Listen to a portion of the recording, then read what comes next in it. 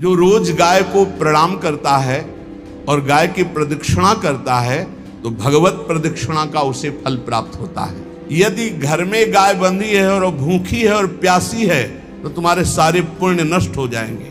गौ का बहुत बड़ा महत्व वर्णन किया गया धर्म शास्त्रों में। यहाँ तक कि जब कोई ऋषि नाराज होता था तो आगे गाय करके जाया जाता था तो क्षमा हो जाती थी। गाय को देखते ही वो क्षमा कर देते थे। गृहस्थ धर्म में जैसे है या जिनके पास बहुत अर्थव्यवस्था है, उनको चाहिए कि गौ सेवा से बहुत जल्दी शरीर पवित्र होता है, हृदय भी पवित्र होता है और गोविंद भी प्रसन्न होते हैं। यदि गावः प्रदक्षिणेर कार्या वंदनीया ही नित्यशः मंगलायतनम दिव्याः श्रेष्ठास्त्वेता स्वयंभुवा। यदि गाय घर में पाली जाए या गौशाला खोली जाए और गौओं की सेवा की जाए, जिनके पास अर्थ है, भाव है, भगवान स्वयं श्री कृष्णचंद्र जी ने गौ सेवा स्वीकार की, गौ में चराई। गौओं की परिक्रमा करने से, जैसे आप प्रभु के बिहारी जी के मंदिर की 4 परिक्रमा करें तो जो फल आपको मिलेगा वही गाय की 4 परिक्रमा कर ले तो आपको प्राप्त हो जाएगा। गौ की प्रदक्षिणा से, गावः प्रदक्षिणी कार्या वंदनीया ही नित्यशः, जो रोज गाय को प्रणाम करता है और गाय की प्रदक्षिणा करता है तो भगवत प्रदक्षिणा का उसे फल प्राप्त होता है। जहां गौएं विराजमान होती हैं वो बड़ा पवित्र दिव्य तीर्थ स्थल माना जाता है। गौएं जहां विराजमान रहती, गौशाला में भजन करे तो कई गुना बढ़कर के प्राप्त होता है। स्वयं ब्रह्मा जी ने गौओं को दिव्य गुणों से विभूषित बनाया है। अप्यागाराणि विप्राणाम देवतायतनानि च यद गोमयेन शुद्ध्यन्तिम किम ब्रूमो हृदिकम ततः। गाय के गोबर से जहां लेपा जाता है वहां जिस देवता का आवाहन करोगे वही देवता आकर विराजमान हो जाएगा। अपवित्र भूमि में भी यदि गाय के गोबर का लेप कर दिया जाए तो परम पवित्र मानी जाती है। गाय बहुत पवित्र, जहां वो बैठती है, जहां वो मूत्र त्याग करती, गोबर त्याग करती, वो स्थान तीर्थ तुल्य पवित्र माना जाता है। भगवान जब गाय के पीछे पीछे चलते तो गोरज उड़कर उनके मस्तक पर विराजमान होती, उनके मुखारविंद पर विराजमान होती।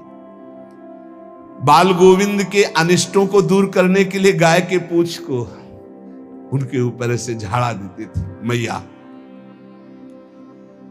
जब गुरु मंत्र वैदिक सिद्धांत से दिया गया था पहली बार तो पंचगव्य पिलाया गया था।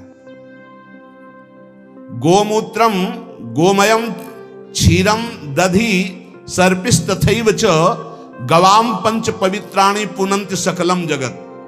कितना भी बड़ा पापी हो, अगर पंचगव्य पिलाया जाए तो वो वैदिक मंत्रों को स्वीकार करने लायक हो जाता है, पवित्र हो जाता है।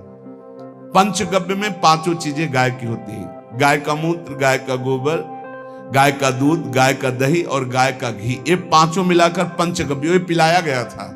पहली बार जब वैदिक मंत्र दिया गया था तो पंचगव्य बनवाया था गुरुदेव भगवान ने संन्यास, और वो पिलाया था। ये पंचगव्य पिलाने से अपवित्रता का नाश होकर पवित्रता का संचार होता है।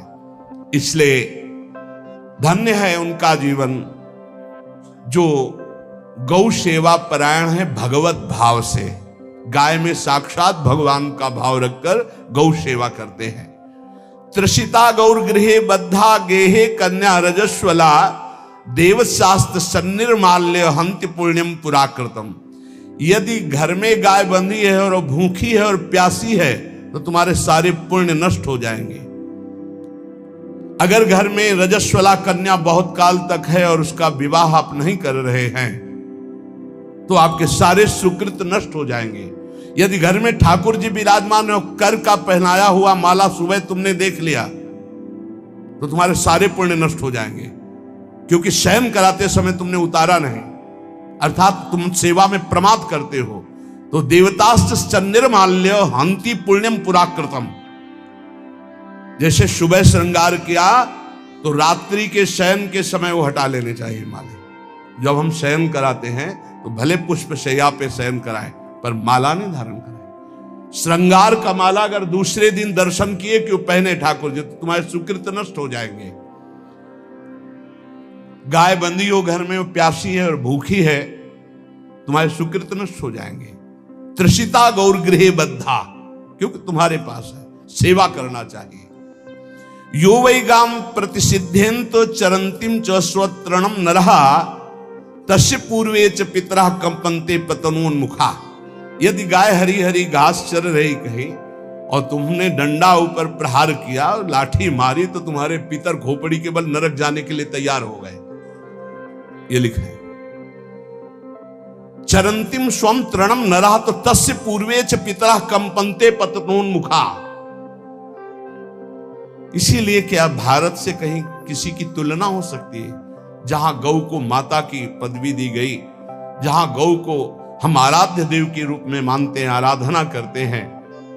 गौ रक्षा, गौ सेवा, ये बहुत बड़ा इसमें छुपा हुआ है। स्वयं भगवान अवतरित होकर गौ रक्षा, जब गाय के रूप में पृथ्वी रमाती तो भगवान का अवतार हुआ है।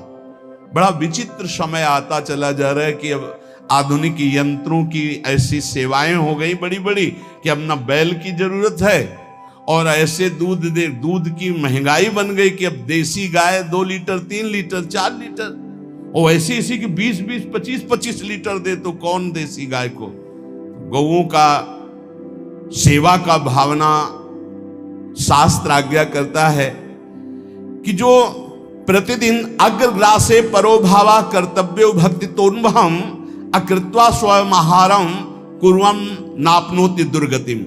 जे ही तुम्हारे गृहस्थ में घरों में पहले होता था, अब तो भगवान जाने, जे ही पहली रोटी तवा में गई तो वो निकाल करके पक्की रखी जाती थी गौ ग्रास के लिए, पहला रसोई में। तो इसमें लिखा प्रतिदिन स्वभोजनम, पहले स्वयं भोजन न करके गाय के लिए ग्रास निकालना चाहिए। तो जिनके पास अर्थव्यवस्था जो गृहस्थ धर्म में है, या जिनके पास अर्थ है, कुछ रोज 1 रुपया निकालो। हम कह रहे रोज निकालो तो महीने में 30 रुपया होते। 30 रुपया में एक गाय को हरी घास तो एक टाइम पवा ही सकते हो ना, बहुत नहीं है तो 1-1 रुपया निकाल के अगर एक गाय को चारा दोगे तो एक बार का भोजन तो हो ही सकता है। 30 रुपया में हरी घास जाकर के उसके दावा एक बार तो पवा दोगे ना। अग्रग्रासे परोभावा कर्तव्य भक्ति तोन्वहम, भक्ति पूर्वक गाय को 1 ग्रास भोजन में 1 रोटी तो निकालना चाहिए गाय के लिए, ऐसा शास्त्र आज्ञा कहता है। जो ऐसा करता है तो अकृत्वा स्वयमाहारम कुर्वन् नाप्नोति दुर्गतिम, अपने आहार से 1 रोटी निकालकर गाय को देता है और स्वयं 3 रोटी भले पाले, 1 रोटी गाय को दे दी, तो बोले उसकी दुर्गति नहीं होगी, अर्थात उसके अंदर भाव बढ़ता चला जाएगा वो भगवान की भक्ति में। और तेनाग्नयो हुता सम्यक पितरश्चापि तर्पिताः देवास्त पूजितास्तेन यो ददाति गवान्हिकम। जो प्रतिदिन गौग्रास निकालता है, अर्पित करता है, तो उसको अग्निहोत्र करने का फल मिलता है, उसके पितरों को तृप्ति मिलती है और समस्त देवताओं के पूजन का फल मिल जाता है जो गौग्रास निकालता है। यो वै ताड्यते यष्ट्याधेनुम मर्त्यो विमूढ़धि, जो मूर्ख मनुष्य, जैसे अब गाय दूध नहीं दे रही, मार डंडे डंडे मार रहे हैं, इंजेक्शन लगा रहे हैं, ऐसे वैसे कर रहे हैं, उसको ताड़ना दे रहे हैं, तो बोले जो मूढ़ बुद्धि मूर्ख मनुष्य, यो वै ताड्यते यष्ट्याधेनुम मर्त्यो विमूढ़धि, वो गाय को लाठी से मारता है, डंडे से मारता है, हाथों से मारता है, तो धर्मराजस्य नगरेशा याति करवर्जिताः। धर्मराज जी पहले अपने नरक में ले जा करके उसके कहते थोड़े थोड़े तिल तिल करके पहले इसके हाथ काटो, मरना है नहीं वहां, अब आराम आराम से थोड़े थोड़े पहले हाथ वर्जिताः, इन्हीं हाथों से गाय को मारा था ना, वैसे थोड़ा थोड़ा काटा जाता है उसके हाथ, करवर्जिताः, उसके दोनों हाथ काट करके थोड़े थोड़े। यो वै दंसान वारयति तस्य पूर्वे कृतार्थकाः नृत्यन्तस् सवादिस्मास तरिष्यति भाग्यवान। जो गौ के शरीर को स्नान कराता है, गौ के शरीर को कीट आदि से, मच्छर आदि से रक्षा करता है, और खूब अच्छा अच्छा पदार्थ गौ, केवल दूध के लोभ से नहीं, ये हम गौ सेवा की बात कर रहे हैं। ये कि नहीं वहां 10 लीटर दूध देती तो हाथ फेरो, जब दूध नहीं देती है तो चारा भी ठीक से नहीं दे रहे, और उसके ये स्वार्थी हो, गौ सेवा का बात नहीं। वो दूध का लोभी केवल व्यापार की बात करता है। गौ सेवा का तात्पर्य है गौ सेवा केवल, खूब बछड़े को पिला दिया प्रसाद रूप से, जो दूध मिला उसका अपने सेवन की, वो बात तो अलग है। अब बछड़े को तो जरा सा केवल पिन्हाने के लिए कर दिया, और खूब सारा दूध लीटर में नाप करके जा रहा है, और उस समय तक तो खवाओ पियाओगे ही खूब अच्छे से। उसके बाद जब दूध देना बंद किया तो उसका आदर सत्कार खत्म, खोल के बाहर ऐसे वो प्लास्टिक खाते घूम रही, तो ये गौ सेवा नहीं मानी जाएगी, वो स्वार्थ पूर्ति मानी जाएगी। जो सदैव गौ सेवा करता है, उसके डांस मच्छर हटाता है, स्नान कराता है, पीठ में हाथ फेरता है, उसके पूर्वज जो पितर होते हैं वो नाच पड़ते हैं, उनका मंगल होना शुरू हो जाता है कि हमारे वंश में गौ सेवक पैदा हुआ, बड़ा भाग्यवान है, और वो गौ के द्वारा हमें तार देगा, ऐसा भाव। गौ सेवा हमारे सनातन धर्म में बहुत बड़ा स्थान गौ सेवा का है। पर एक बात ध्यान रखें, इन सब सेवा का फल है भगवान के चिंतन में निरंतर वृत्ति डूब जाए। हमारी एक एक वृत्ति, एक एक क्षण भगवान के चिंतन में डूब जाए। अगर नहीं तो हम आपको उत्तर दे रहे हैं, क्या महाराज नृग जैसा कोई गौ सेवक हुआ है दानी? भागवत में पढ़ लेना, करोड़ करोड़ गायों को, करोड़ों गौशालाएं थी, एक दो नहीं। इसलिए कह रहे हैं करोड़ों शब्द कि आप उसको कहीं ज्यादा ना समझें। पृथ्वी के कोई भूमि के कण गिन सकता है, बारिश की बूंदे गिन सकता है, लेकिन महाराज नृग की गौएं जितनी दान की गई वो गिनी नहीं जा सकती थी, ऐसा वर्णन आता है। अरबों अर्बुद गौओं की सब स्वर्ण से अभिषिक्त करके ब्राह्मणों को दान करना। इतने बड़े गौ सेवक, इतने बड़े दान करने वाले, एक चूक हो गई, ना दान लेने वाले तपस्वी ब्राह्मण की गाय किसी अन्य ब्राह्मण को दान कर दी, और वो ब्राह्मण ने जब गाय देखी बोली मेरी गाय चुरा ली। बोले महाराज नृग ने दी। महाराज नृग से कहा मेरी गाय है, तो उनका गौशाला में आ गई होगी, आपको 10,000 गौएं देते हैं, आप अपनी गाय। बोले मैं प्रतिग्रह नहीं लेता। जिसने दान लिया था उसने कहा गाय यही लेके जाऊंगा, तो उनका आप गाय छोड़ दीजिए, आपको 10,000 गाय देते। बोले नहीं लूंगा। बस अनजाने के अपराध ने गिरगिट बना दिया था, कुएं का गिरगिट। पर भगवान बड़े कृपालु हैं, गौ सेवक थे, इसलिए गोविंद द्वारिकाधीश जी ने उनका उद्धार किया। सब साधन का फल है अच्युत भावना से युक्त होकर, भगवत भावना से युक्त होकर निरंतर भजन करते हुए सेवा परायण रहो, चराचर जगत की सेवा परायण रहो। भजन करना ही सबसे बड़ा परम धर्म है। हम सब सेवाएं करें जगत की, लेकिन अंदर से राधा राधा राधा, गोविंद गोविंद गोविंद गोविंद, आनंद आ जाएगा। तन से सेवा करो, मन से भगवान के चिंतन, मामनुष्मर युद्ध से भगवान के चिंतन में रहो। सेवा और व्यापार में अंतर होता है। गौ सेवा के बहाने से धन का जो दान लेना है और उसका अपने में प्रयोग करना, मैं पितरों सहित नरक जाना है, लिख लो। गौ सेवा के बहाने से दान लेना और उसका अपने परिवार के सुख में पैसे का प्रयोग कर देना या अपनी वासनाओं की पूर्ति में लगा देना। आया गौ सेवा के लिए और आप प्रयोग कर रहे हैं गाड़ी घोड़ा नाना प्रकार के सांसारिक भोगों में, तो लिख लो पितर सहित तुम्हारे नरक जाएंगे, क्योंकि गौ सेवा के लिए आया है। गौ सेवा का धन सिर्फ गौ सेवा में ही लगना चाहिए। आप गौ सेवक है, दूध पान कीजिए, रोटी खा लीजिए, लेकिन गौ सेवा का अर्थ आप अपने वासनाओं की पूर्ति में, अपने मनोरंजन में या अपने मन के संकल्प भावना में नहीं पूरी कर सकते। गौ सेवा के लिए ही पूरी कीजिए।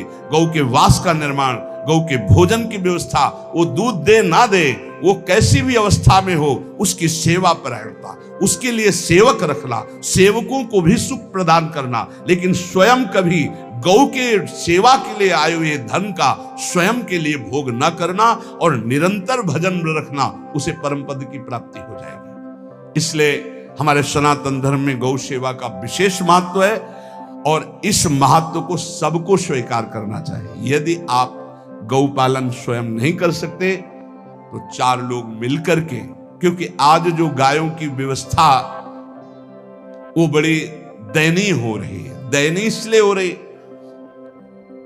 कि दूध की अधिकता के चाह रखने वाले भैंस रखते हैं या विदेशी गाय रखते हैं।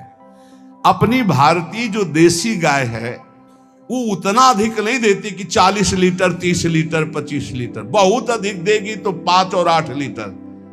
देसी शुद्ध गाय अपनी जो है वो 8-10 लीटर, बहुत जब व्यवस्था हो। नहीं तो अपने गांव में तो देखा है तो 2.5-3 लीटर से ज्यादा नहीं देंगे। 1.5 लीटर इधर 1.5 लीटर उधर, या बहुत हुआ तो 2 लीटर 2 लीटर, पर वो स्वर्णिम दूध होता है। जो दूध की चाह रखने वाले जन थे अब वो गायों को नहीं रखते, देसी गायों को कोई बिरला ही रखता है। अब पहले बैलों की जरूरत होती थी, गाय बछड़ा दिया तो आनंद होता था कि किसानी के काम में। अब तो ट्रैक्टर है तो बैलों की जरूरत नहीं। अधिक दूध के लिए अरे अब तो पशुओं की जरूरत नहीं, केमिकल से दूध बन रहे हैं, टैंकर के टैंकर।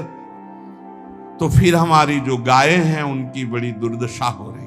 तो हमें चाहिए कि जो गृहस्थ जन हैं, धनी मानी जन हैं, या जिनके पास शरीर व्यवस्था, बौद्धिक स्तर, सेवा परायण, अर्थव्यवस्था, वो थोड़ा 4 गाय की व्यवस्था करके उनकी सेवा करें, क्योंकि हमारे सनातन धर्म का स्वरूप है।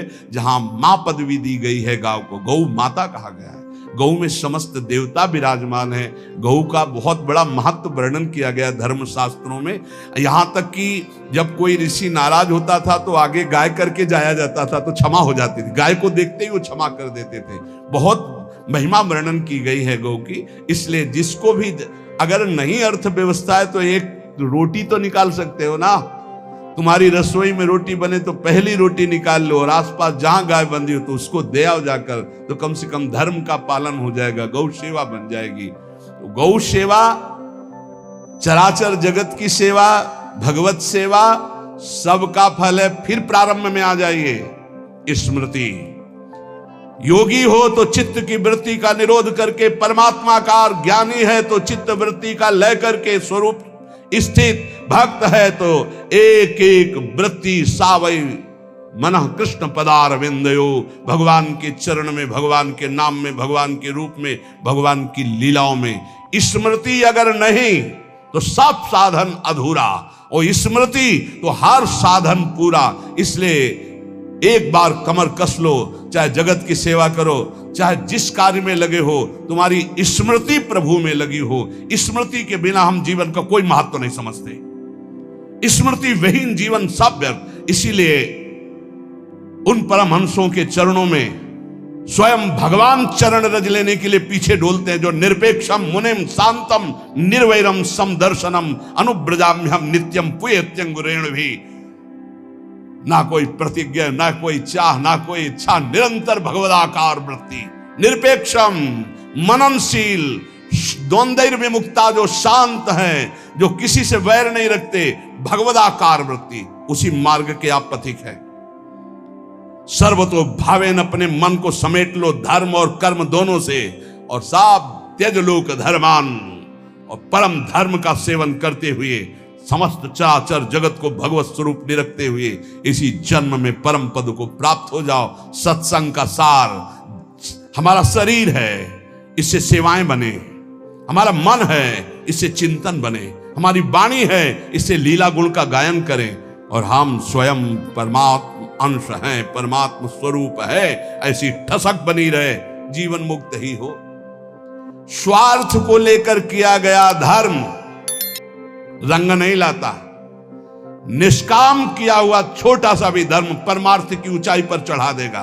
ध्यान रखना, परमार्थ की ऊंचाई पर चढ़ा देगा। इसलिए निष्कामता सब सोहित, निष्कामति। श्री वृंदावन विश्राम श्री राधा वल्लभ लाल को हृदय ध्यान मुख नाम।